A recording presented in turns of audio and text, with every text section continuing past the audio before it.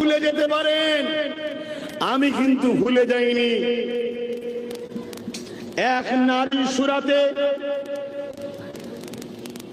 এক চরিত্রহীন বিজেপির কোন এক এমপি, নূপুর শর্মা তার নাম,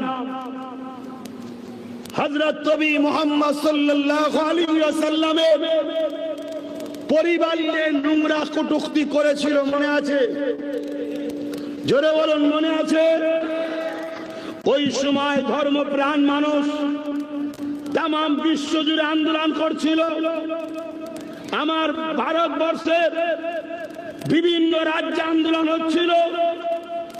আমার বাংলাতেও আমরা যারা নবীকে ভালোবাসি, সংবিধান অধিকার দিয়েছে, আমরাও আন্দোলন করছিলাম। ওই সময় বাংলার প্রাক্তন মুখ্যমন্ত্রী মমতা ব্যানার্জি কি বলেছিল? ট্রেন ধরে দিল্লি গিয়ে আন্দোলন করো, এখানে নয়।